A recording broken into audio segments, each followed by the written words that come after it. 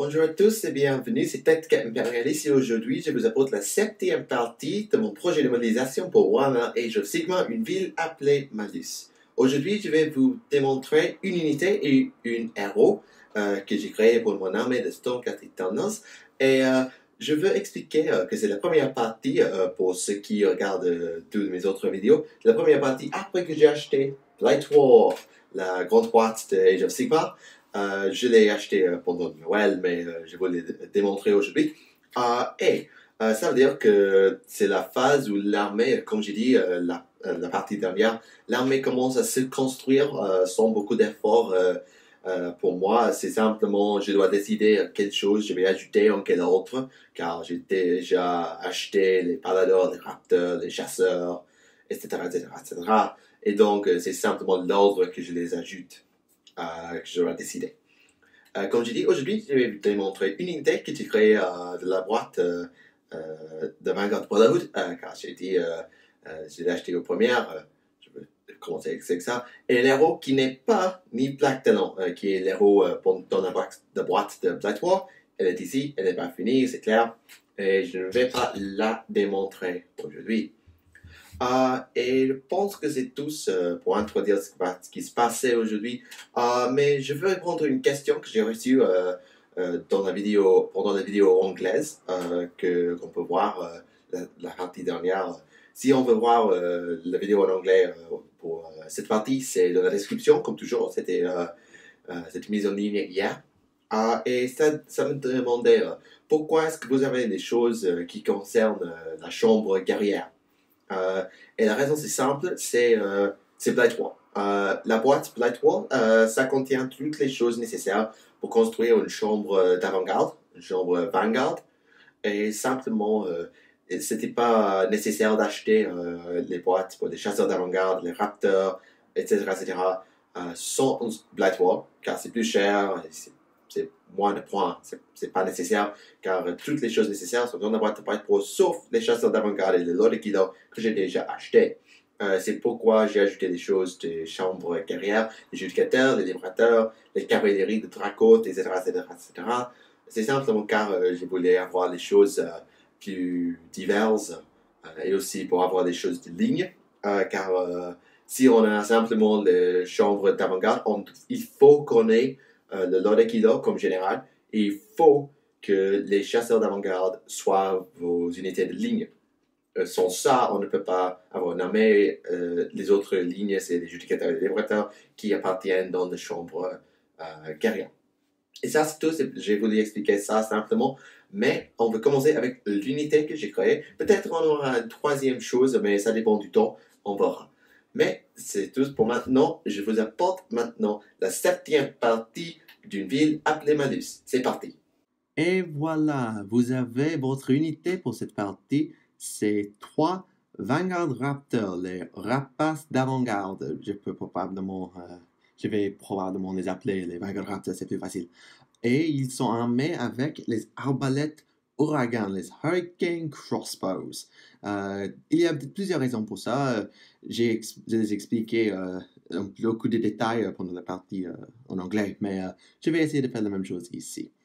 Et avant de ça, je veux commenter la boîte et les figurines. Ils sont très utiles. Les figurines sont très faciles à construire, très faciles à peindre. Et avec le schéma que j'utilise, c'est très très simple. Il n'y a que 4 couleurs primaires. Il y a le noir, le rouge, l'argent et l'or.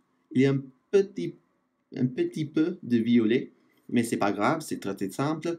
Et vraiment, on peut peindre les figurines de rapaces très très facilement.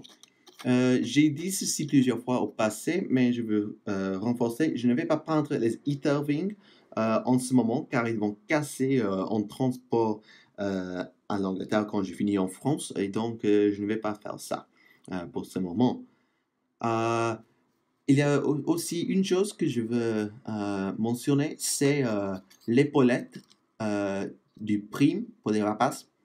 C'est l'aigle au lieu de l'ours qui est typique pour la chambre d'avant-garde et le lion qui est typique pour la chambre guerrière. Je pense que c'est unique car j'ai regardé la boîte de Palador et des chasseurs et etc., etc. Et je n'ai pas vu d'épaulettes d'aigle dans les autres boîtes. Je pense que c'est unique. Et c'est très cool. Et ça signifie le pouvoir des rapaces. Mais il y a plusieurs raisons pourquoi je veux avoir les arbalètes Hurricane. Simplement, la première, c'est la puissance contre les judicateurs. Simplement, les arbalètes Ouragan sont beaucoup plus puissants que les arbalètes Boltstorm pour les judicateurs. Je peux faire les maths très vite. On a 6 attaques par figurine qui touchent sur 4 et qui blessent sur 4, pas de rend, 1 point de dégâts. Contre les judicateurs qui ont 2 attaques qui touchent sur 3, blessent sur 4, pas de rend, 1 point de dégâts. 5 judicateurs coûtent le même que les 3 rapaces. C'est le même prix. Et donc, on peut avoir 18 attaques par rapport à 10.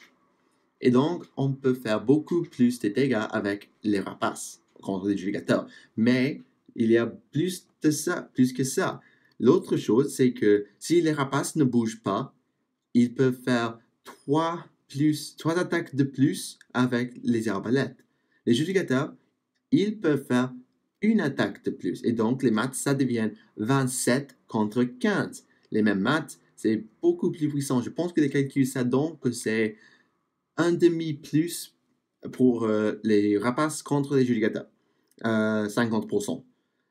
Et donc, pourquoi pas avoir les rapaces contre les judicateurs? Mais c'est pas simplement ça. Il y a aussi la règle qu'on appelle en anglais suppressing fire, le feu supprimant.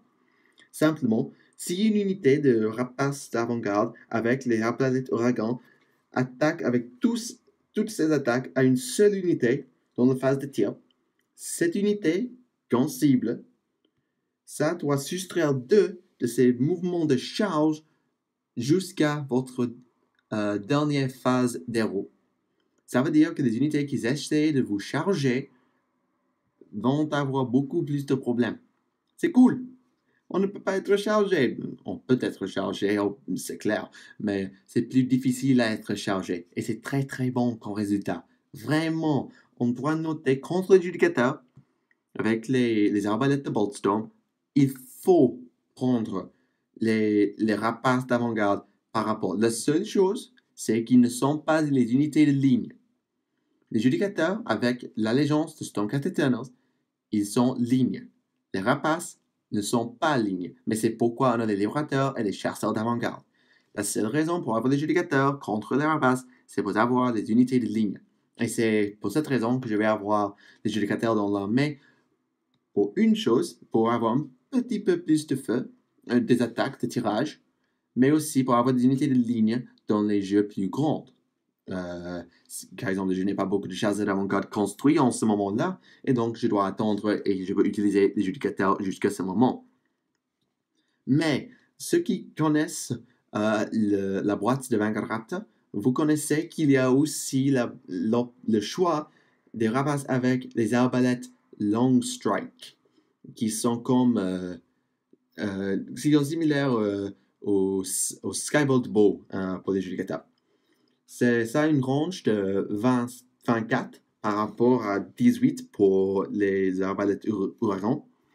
Une attaque qui touche sur 2, blesse sur 3, 2 points de rend et 2 points de dégâts. Et aussi, si on ne bouge pas, on peut ajouter 6 à la range de cette attaque. Et donc, c'est très impulsif, c'est très loin en Age of Sigmar, c'est très long. Et aussi, si on peut jeter un jet de touche de 6 pour les rapaces avec les arbalètes Long Strike, on fait 2 blessures mortelles au lieu de lancer les jets de blessures. C'est utile. Aussi, on peut avoir un Eaterwing avec l'unité qui vous permet d'utiliser l'habilité qu'on appelle en Warhammer 40 000 Overwatch ou Stand and Shoot du jeu ancien Warhammer Fantasy. Ça veut dire qu'on peut tirer quand on est chargé, on peut faire des blessures mortelles en faisant ça. Mais la raison que je veux avoir les rapaces avec les ouragans, avec les arbalètes ouragans, C'est simplement car je vais être vraiment surnombré par mon adversaire. Surnombré, c'est un mot. Mon avatar va avoir beaucoup plus de figurines que moi, plus probablement. Et donc, j'ai besoin de minimiser le nombre de modèles que mon adversaire peut avoir sur le tableau. Si je fais ça, la puissance de mes figurines individuelles me permet de gagner 1 contre 1, 1 contre 1. Mais si je suis surnombré 3 à 1, 4 à 1, 10 à 1, ça peut se passer avec les unités chères comme les Stormcast. Je dois faire sûr que je peux minimiser le nombre que mon adversaire possède. Et pour faire ça, c'est simplement plus facile de faire ça avec les rapaces, avec les arbalètes ouragans. Car les unités comme ça, les hordes, comme les Blood Reavers, les Free Guild, les démons peut-être, les unités avec une jet d'armée qui est 5+ ou moins, c'est probablement meilleur d'avoir les rapaces avec les ouragans par rapport au long strike. Pour les personnages, les caractères, les monstres, c'est vrai, on devrait avoir les long strike. Et c'est pourquoi que la prochaine unité des rapaces que je construis, ça aille être les long strike. Car je veux avoir la variété, je veux avoir le choix, et c'est pourquoi je vais faire ça. Mais pour le moment, dans les petits jeux de 1000 points ou de 1500 points, je veux faire sûr que je peux minimiser le nombre d'unités de figurines que mon adversaire possède. Et le moyen le plus vite, c'est les ouragans. Et c'est pourquoi j'ai fait ça. Aussi, ils ont un peu plus d'arbres et plus facile à transporter. C'est pas grave, mais c'est quelque chose à considérer pour moi. Si vous voulez voir toutes les maths que j'ai fait pour calculer pourquoi les ouragans sont plus puissants que les long strike, on peut regarder la vidéo en anglais, c'est dans la description comme toujours. Mais c'est pas nécessaire.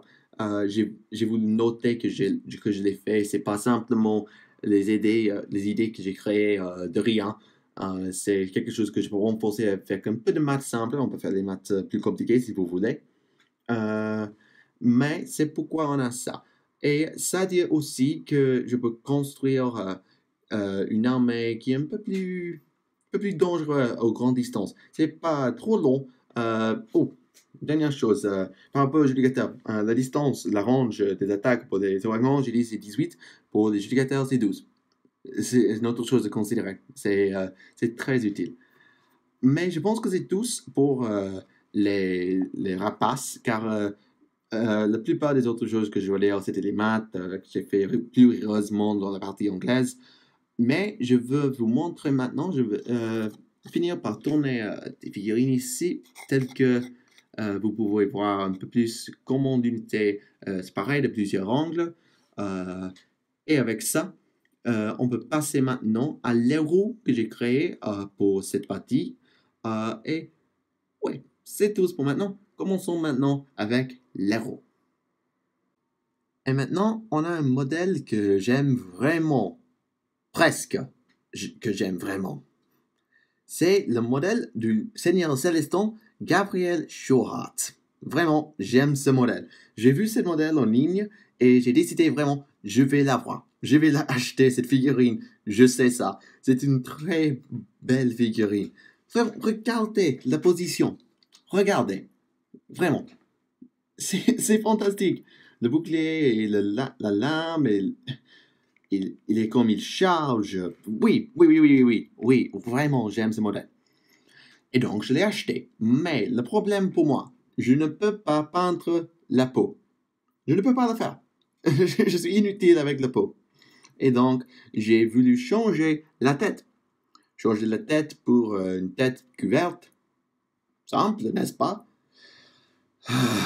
Non. C'est pourquoi je ne peux pas dire que j'aime vraiment cette figurine.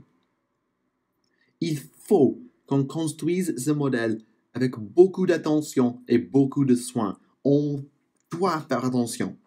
Si on fait une chose dans le mauvais ordre, on est fini. C'est ça. Il faut le déconstruire et recommencer car vous avez fait une erreur et la boîte ne veut ne va pas vous excuser.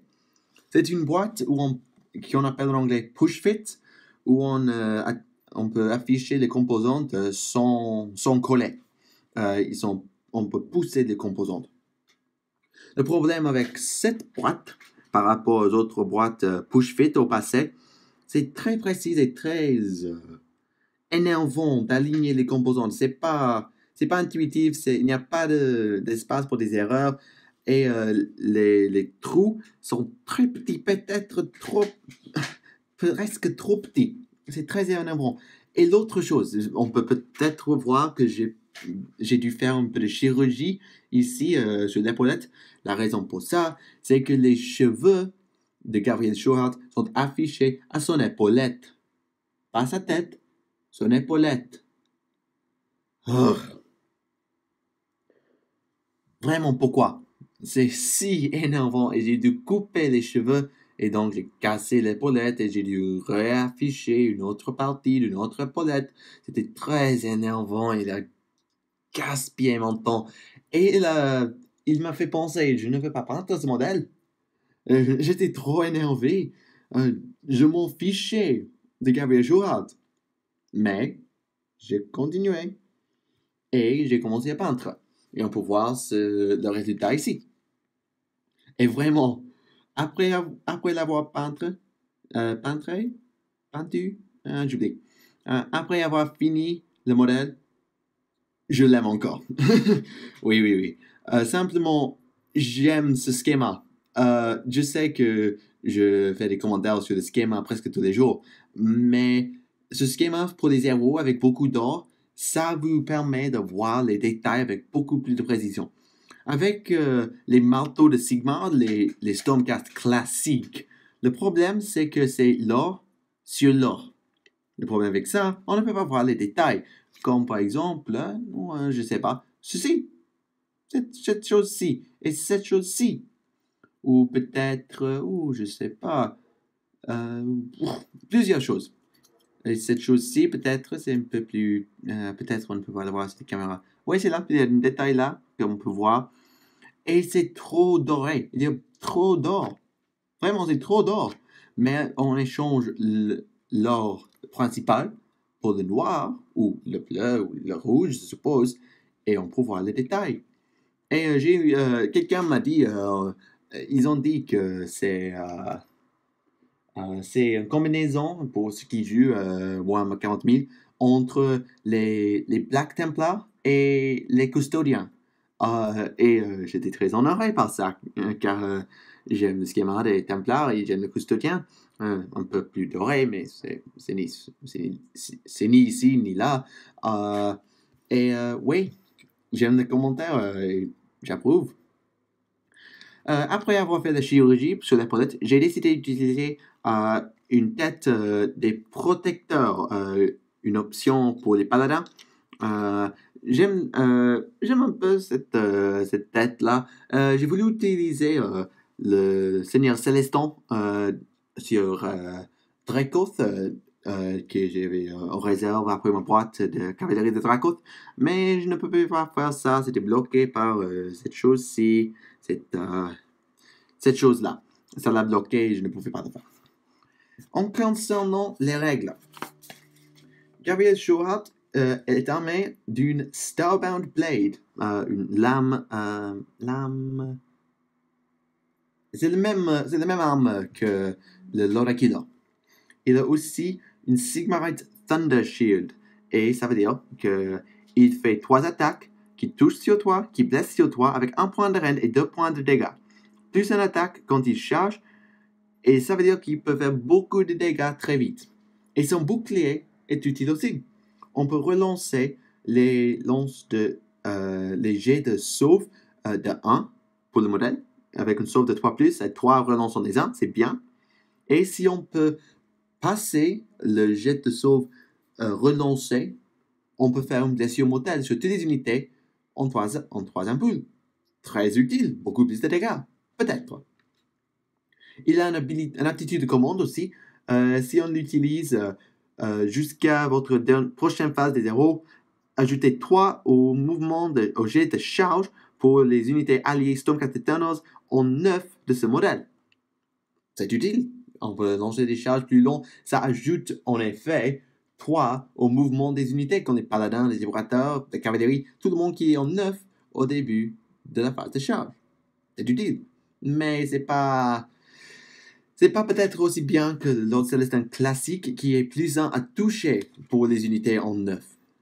C'est très utile en combat. Plus un à toucher en combat pour les unités en 9. Très très utile. Mais le cavalier Shorat est un peu plus durable, il est un peu plus fort grâce à son bouclier. Il peut faire le dégât, c'est similaire. Je ne sais pas exactement, j'ai pas fait les maths. C'est similaire.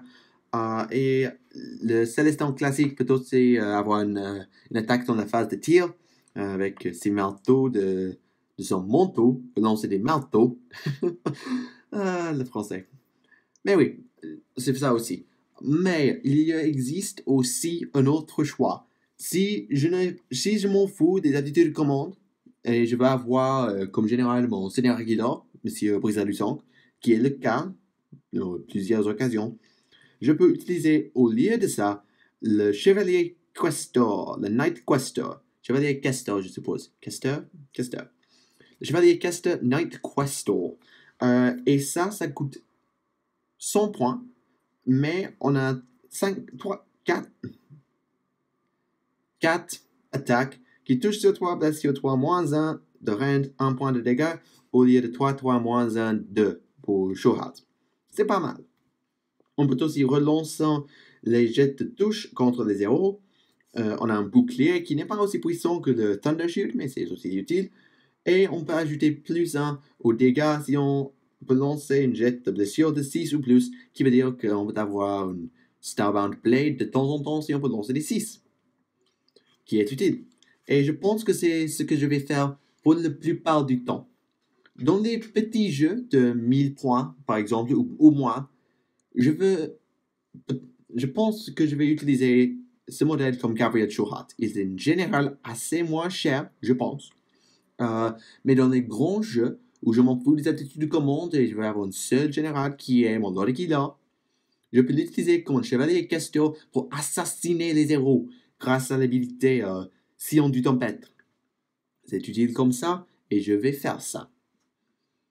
Et donc, ça finit cette partie d'une ville appelée Malus. Je vais réintroduire ici mon prime des rapaces aussi. Dites-moi en commentaire ce que vous pensez des modèles, le schéma, les idées, les maths que j'ai fait. Peut-être si vous avez regardé les vidéos en anglais, c'est plus facile. Oui, commentez sur les maths, les modèles, les idées, les plans, etc. Donnez-moi vos suggestions pour l'avenir aussi. Et je suis très curieux. Pour la prochaine partie, on va avoir presque le même format. Ça va être une unité, un héros.